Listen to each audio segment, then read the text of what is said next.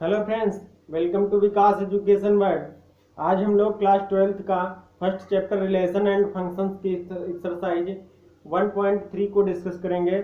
उससे पहले कुछ हम लोग देख लेते हैं। आज हम लोग देखेंगे compositions of functions and invertible function क्या होते हैं।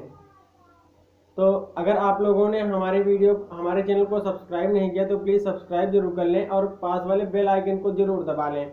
हम यहाँ पे आपका पूरा कंप्लीट कोर्स डिस्कस करेंगे। आप लोगों का एनसीईआरटी का जो है और उसके अलावा जो भी आपके आरडी शर्मा या अन्य प्रकाशंस की बुक हैं, हम उनसे भी क्वेश्चंस डिस्कस करेंगे। यहाँ उनकी भी क्लास लेंगे। जो क्वेश्चन आपके एनसीईआरटी के अलावा हैं उन्हें आप लोग यहाँ देखेंगे। आज देखेंगे हम लोग कंपोजिशन ऑफ फंक्शंस क्या होते हैं। फलनों का संयोजन, अगर हिंदी में इसे हम कहेंगे तो ये होगा आपका फलनों का संयोजन। फलनों का संयोजन, फलनों का संयोजन क्या होता है। तो अगर हम मान लें कोई दो फलन हैं, एक है f एक है g। एक फंक्शन f है एंड एक फंक्शन है, दूसरा फंक्शन है g। एक फंक्शन f है एंड सेकेंड फंक्शन है g। तो आप देखेंगे कि composition of f and g क्या होगा। तो इसको हम डिफाइन कैसे करते हैं, इसको डिनोट किया जाता है the composition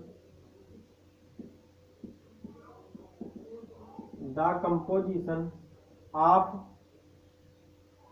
f and g denoted by g of f। इससे हम लोग इसको डिनोट करते हैं g of f से। ये कहा जाएगा composition of function f and function g। तो कोई दो फंक्शन है, let f and g any two functions, then the composition of the function f and g denoted by GOF। ये होता क्या है हम यहाँ देखेंगे। अगर हम मान लें f कैसा फंक्शन है, let f is a function such that a to b and g ऐसा फंक्शन है, ये है b to c। f जो है वो a to b में फंक्शन है और g जो है वो b to c में फंक्शन है। तो हम अगर इसको दिखाएंगे, हम अगर इन दोनों का कंपोजिशन करेंगे तो हम इसको लिख लेंगे g of f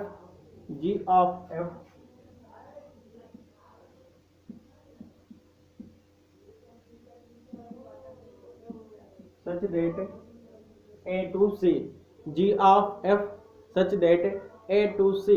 या हम इसे लिख सकते हैं g of fx equals to g of fx। इस प्रकार से हम इसको लिख सकते हैं, इस प्रकार से हम इसको लिख सकते हैं। ये है, और ये जो x है ये बिलोंग करेगा सेट A में। x जो है वो किस में बिलोंग करेगा, सेट A में बिलोंग करेगा। तो ये हमारा होता है composition of functions. Composition of function f and g any two functions हैं, और f ऐसा फंक्शन है a टू b में और g किस में है, b टू c में। अगर हम इसको फिगर से डिस्कस करें तो हम लोग ऐसे डिस्कस कर सकते हैं। एक कोई फंक्शन f है,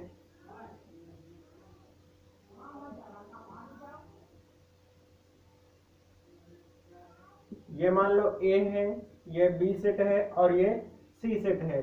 तो a से b में एक फंक्शन है, उसका नाम है f, और b टू c में जो फंक्शन है उसका नाम है g। यहाँ पे देखिए f जो है वो a टू b में फंक्शन है और g क्या है, b टू c में फंक्शन है। अगर हम मान लें कि इसमें x है तो b में क्या हो जाएगा, fx। b में क्या हो जाएगा, fx। और जब b टू c में रिलेशन है g वाला तो ये क्या हो जाएगा यहाँ पे, g ऑफ fx ऐसे। तो c में कौन से एलिमेंट होंगे, g ऑफ fx वाले। और इसको हम अगर डायरेक्ट ऐसे लिख दें, इससे मिला दें, तो ये जो फंक्शन होगा ये होगा आपका g ऑफ f, या इसे गॉफ भी पढ़ लिया जाता है। तो नेक्स्ट हम लोग देखेंगे इन्वर्टिबल फंक्शन। इन्वर्टिबल फंक्शन क्या होते हैं? ऐसे फंक्शन जो 1 1 हो और ऑन टू हो, 1 1 हो और ऑन टू हो, वो फंक्शन क्या होंगे? इन्वर्टिबल फंक्शन होंगे। तो इन्वर्टिबल फंक्शन को शो करने के लिए हम लोग बस यही दिखा देंगे, उस फंक्शन को हम प्रूफ कर देंगे कि ये 1 1 है और ऑन टू है। इस प्रकार से हम उसको दिखा सकते हैं कि ये इन्वर्टिबल है। इन्वर्टिबल फंक्शन क्या होते हैं? ये 1 1 होते हैं, 1 1 आपके होते हैं और ऑन टू होते हैं, 1 1 और ऑन टू होते हैं। तो जो फंक्शन 1 1 और ऑन टू होगा वो इन्वर्टिबल फंक्शन होगा। अगर हम इसको डेफिनेशन से लिखेंगे तो हम लोग देखिए कैसे लिखते हैं। यहाँ पे देखिए ये आपका लिखा है इन्वर्टिबल फंक्शन क्या होता है? A function F such that X to Y is defined to be invertible. उसको हम लोग इन्वर्टिबल कह सकते हैं। कैसे कह सकते हैं? यदि if there exist a function g such that x to y such that g of f is equal to ix and f of g is equal to ix। अगर g of f और f of g दोनों क्या हो? Gauff और फाग दोनों invertible हो जाएं तो हम इस फंक्शन को इन्वर्टिबल कह सकते हैं। यहाँ पे g क्या है? g is the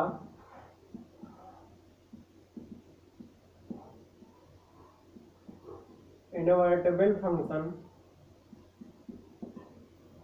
of f। g को हम क्या कहेंगे? g is a invertible function of f। इसको हम लोग अगर लिखेंगे तो कैसे लिख सकते हैं? इसे हम लोग f इनवर्स से डिनोट कर सकते हैं, f इनवर्स से। तो नेक्स्ट हम लोग अब एक्सरसाइज देखेंगे, एक्सरसाइज 1.3। यहाँ पे क्वेश्चन नंबर फर्स्ट नोट है, let f such that 1 3 4 is equal to 1 2 5, g such that 1 2 5 is equal to 1 3 be given by f 1 2 ये and g a। Write down g of f। गॉफ हमें निकालना है g of f।